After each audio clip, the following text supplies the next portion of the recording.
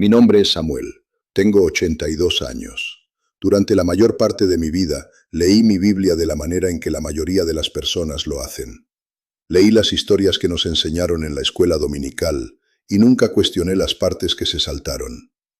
Pero hace 11 años encontré algo en el libro de Números que contradecía todo lo que me habían dicho sobre el diluvio. Algo que no debería existir en el texto si la historia que aprendí de niño estaba completa. Se suponía que los Nefilim estaban muertos. Se suponía que el diluvio los había destruido a todos, hasta el último. Y sin embargo, ahí estaban, caminando en Canaán 1000 años después, nombrados con la misma palabra hebrea, descritos por 12 espías que los vieron con sus propios ojos. Pasé la siguiente década tirando de ese hilo, y lo que se desenredó cambió todo lo que entendía sobre la Biblia, sobre el mundo antiguo y sobre el tiempo en el que estamos viviendo ahora mismo. Déjame contarte lo que encontré. Comenzó con un solo versículo. Génesis capítulo 6, versículo 4. 18 palabras en hebreo que mencionan a los Nefilim, y luego la Biblia guarda silencio por 40 generaciones. 40 generaciones sin que ese nombre apareciera de nuevo. Había leído ese versículo cientos de veces sin detenerme. Verás, la mayoría de las personas lo hacen. Leen Génesis 6, escuchan sobre gigantes, asienten y siguen adelante con Noé y los animales entrando de dos en dos. Esa es la versión segura. Esa es la versión para niños. Pero hay otra versión enterrada en el mismo texto y no es segura en absoluto. La palabra Nefilim viene de la raíz hebrea nafal, que significa caer. Literalmente se traduce como los caídos. No solo humanos altos, no solo guerreros. Seres cuyo origen era algo diferente a lo natural. Génesis 6, versículos 1 al 4, da el contexto. Los hijos de Dios vieron que las hijas de los hombres eran hermosas y tomaron esposas para sí mismos. De esa unión vinieron los Nefilim, los poderosos, los hombres de renombre de tiempos antiguos, los hijos de Dios. Esa frase aparece solo 5 veces en todo el Antiguo Testamento. En Job capítulo 1, Job capítulo 2, Job capítulo 38. Cada vez se refiere específicamente a seres angélicos, no humanos piadosos, no la línea de Set, como algunos teólogos sugieren. Ángeles. Pero esto es lo que Génesis no te dice. No revela sus nombres, no explica cómo descendieron, no detalla lo que enseñaron a la humanidad. Presume en 4 versículos lo que debieron ser siglos de corrupción progresiva. Te da el veredicto sin el juicio. Y ahí es donde el libro de Enoc llena los vacíos. No leí el libro de Enoc hasta que tenía 73 años. Nadie en mi iglesia jamás lo mencionó, pero fue encontrado entre los rollos del Mar Muerto. Es citado directamente en la carta de Judas, versículos 14 y 15. Los primeros padres de la iglesia lo conocían bien, y lo que describe me heló la sangre. 200 ángeles llamados los vigilantes descendieron al monte Hermón. Esa montaña específica en la frontera de Líbano, Siria e Israel. Su nombre en hebreo viene de la raíz haram, que significa consagrado o dedicado a la destrucción. Juraron un pacto vinculante entre ellos. Su líder se llamaba Semyaza. Tomaron esposas humanas, enseñaron a la humanidad conocimiento prohibido. Azazel enseñó a los hombres a hacer espadas, cuchillos, escudos y armaduras. Otros enseñaron hechicería, astrología, la lectura de nubes y estrellas. No fue un simple pecado de lujuria. Fue una conspiración cósmica para alterar el orden de la creación misma. De esas uniones vinieron los Nefilim, gigantes con fuerza sobrenatural y apetitos insaciables. Consumieron toda la comida de la tierra. Cuando no hubo suficiente, se volvieron contra los animales. Cuando los animales no fueron suficientes, se volvieron contra la humanidad. La violencia mencionada en Génesis 6 no era metafórica, era literal. Era canibalismo. Era una pesadilla donde híbridos ángel-humano cazaban a humanos normales como ganado. Honestamente, cuando leí esos pasajes por primera vez, me senté en mi silla y no me moví por mucho tiempo. Sentí miedo. No del texto, de lo que significaba, de lo que implicaba sobre el mundo en el que estaba viviendo. Pero seguí leyendo. Dios miró la tierra y vio que estaba perdida. La palabra hebrea para corrompida en Génesis 6, versículo 12, es shakat. Significa arruinada, estropeada, destruida. Describe daño físico, no solo pecado espiritual. Y el texto dice que toda carne había corrompido su camino. No todas las personas, toda carne, ADN, genética, biología. La corrupción no era reversible a través de reforma gradual, era terminal. La única opción era un reinicio total. Y esto es lo que no entendía entonces. La razón por la que Dios eligió a Noé no fue simplemente porque Noé era un buen hombre. Génesis 6, versículo 9, dice que Noé era perfecto en sus generaciones. La palabra hebrea para perfecto es tamim. En otros contextos bíblicos describe animales de sacrificio que deben estar sin defecto físico, sin mancha, sin corrupción. Se refiere a pureza genética.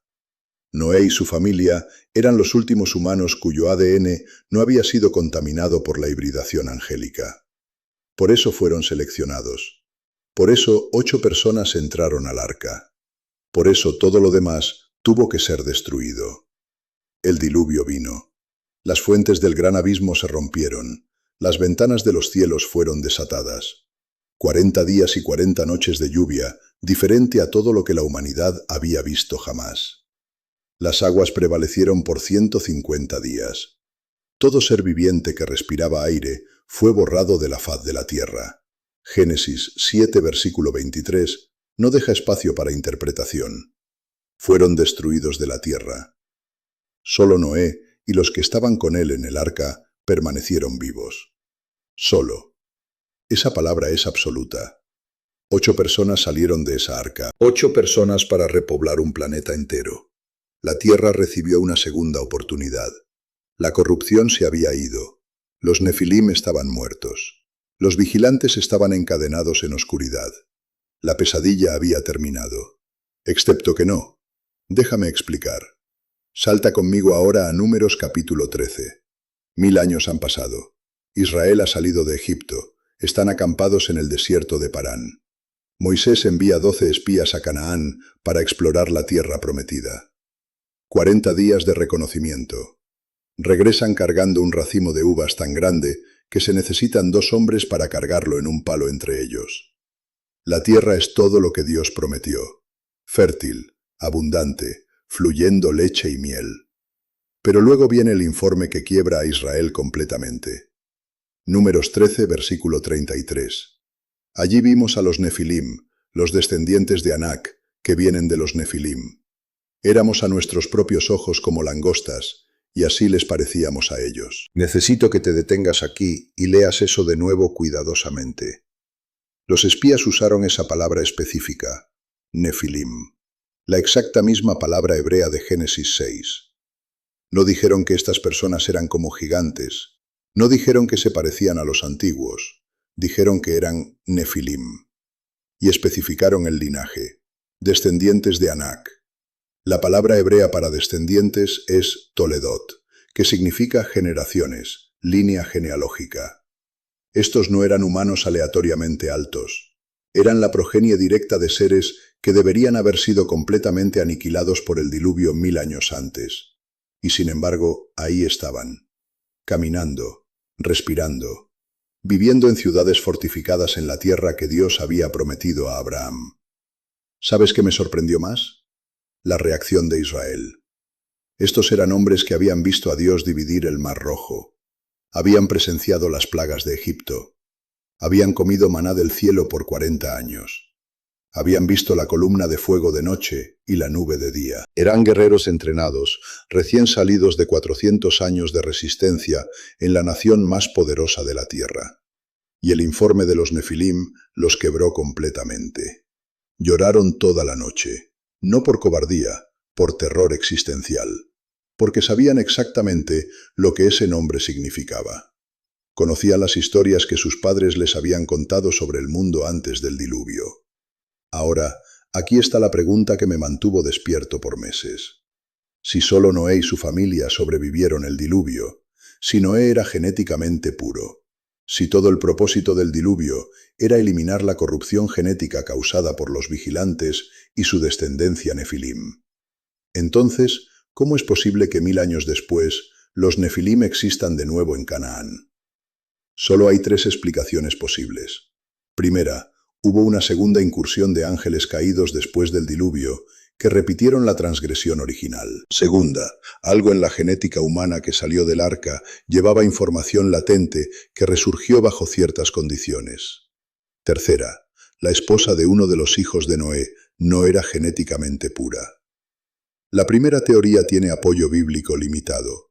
Judas, versículo 6, describe el castigo de los vigilantes originales como tan severo que sirvió como una advertencia permanente. 200 ángeles encadenados en oscuridad para siempre. ¿Qué ángel repetiría eso sabiendo las consecuencias? Posible, pero improbable a esa escala. La segunda teoría contradice la declaración de que Noé era tamim, genéticamente puro en sus generaciones.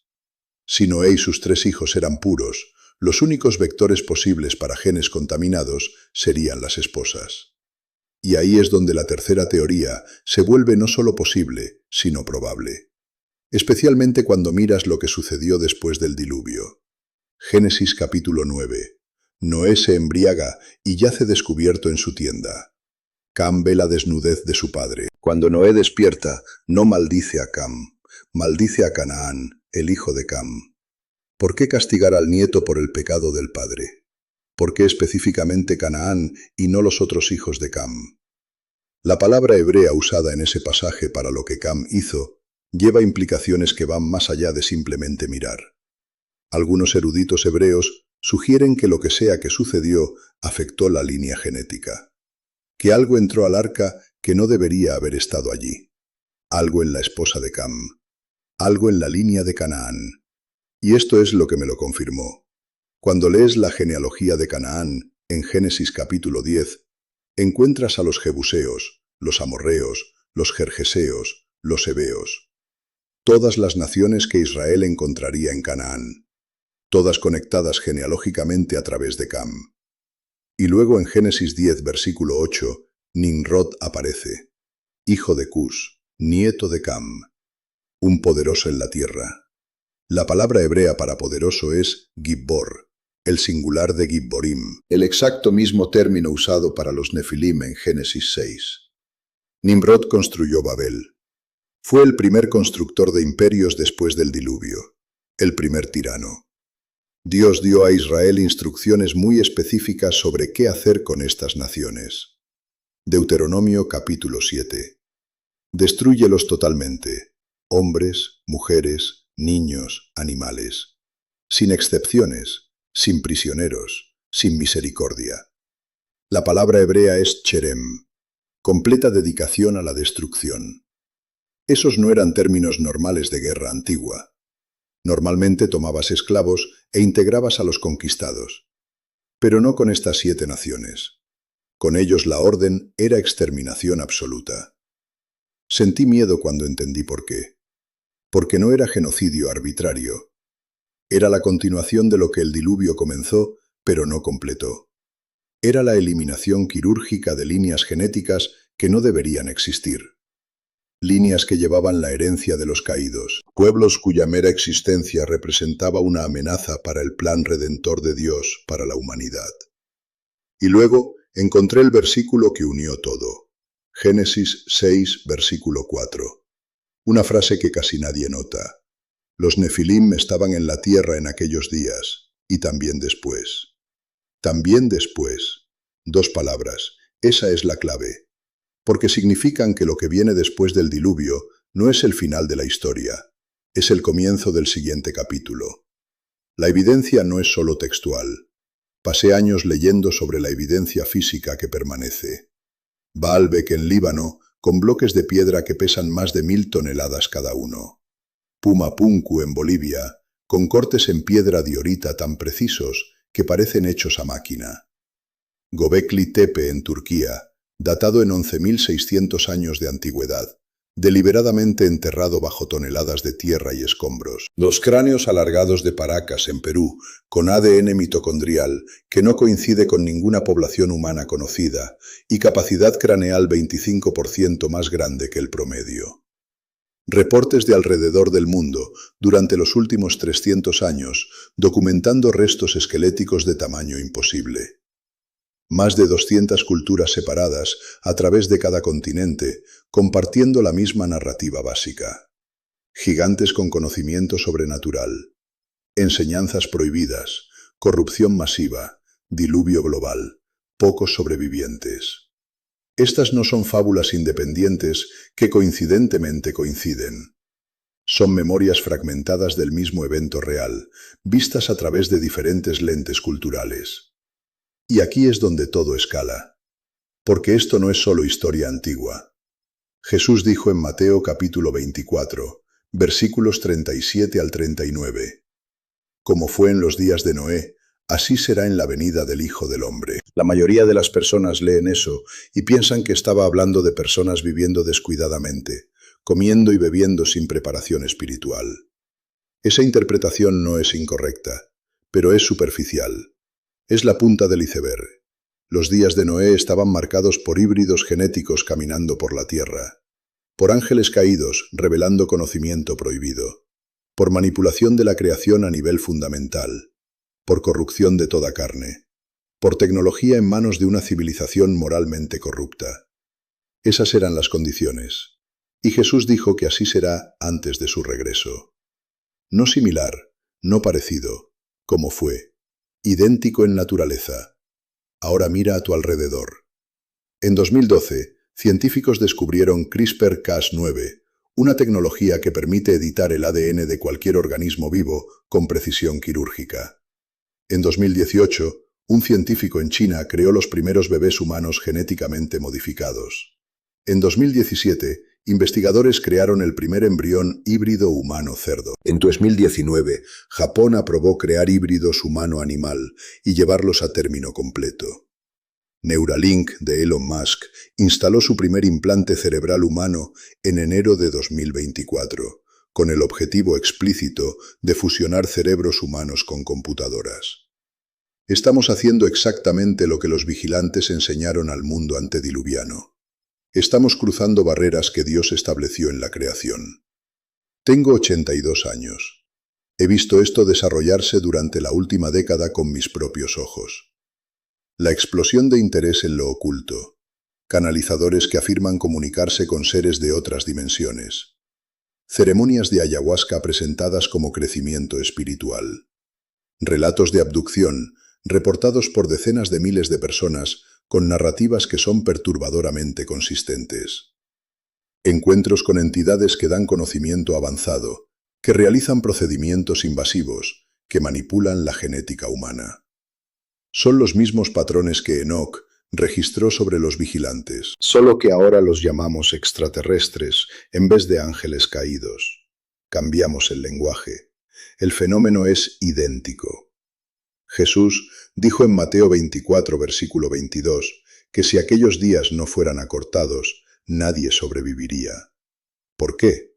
Porque si la corrupción genética alcanza el mismo nivel que alcanzó en los días de Noé, no quedarían humanos genéticamente puros. Ningún humano verdadero en absoluto, solo híbridos. Y el plan redentor de Dios requiere humanos que salvar. Por eso los días serán acortados. Por eso el regreso de Cristo debe suceder antes de que la corrupción alcance el punto de no retorno.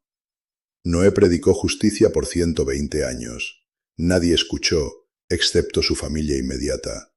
El mundo siguió comiendo, bebiendo, casándose, viviendo como si el mañana estuviera garantizado. Hasta que un día, las ventanas de los cielos se abrieron y fue demasiado tarde. La puerta del arca se cerró. No por la mano de Noé.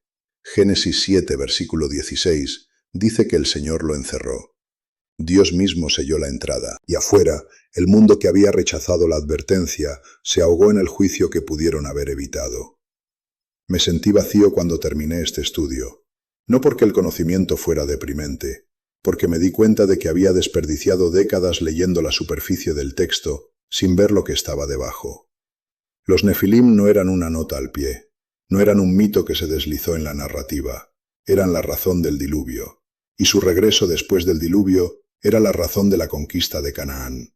Y las condiciones que los produjeron son las exactas condiciones que Jesús dijo que marcarían el fin de esta era. Si esto abrió tus ojos de la manera en que abrió los míos, necesito que hagas algo por mí. Deja un comentario y dime qué parte de esto nunca te enseñaron. Dime qué conexión nunca habías visto antes. Suscríbete a este canal, porque hay hilos corriendo a través de las escrituras de los que nadie habla, y tengo la intención de seguir tirando de ellos hasta que todo el patrón sea visible. Dale al botón de me gusta para que esto llegue a alguien que necesita escucharlo. Compártelo con la persona que conoces, que lee su Biblia, pero nunca le han mostrado lo que está debajo de la versión de la escuela dominical. Porque los días de Noé han regresado. La pregunta no es si el ciclo se repetirá. Jesús ya confirmó que lo hará. La pregunta es si estarás listo cuando suceda. Soy Samuel, tengo 82 años, y te estoy contando lo que encontré.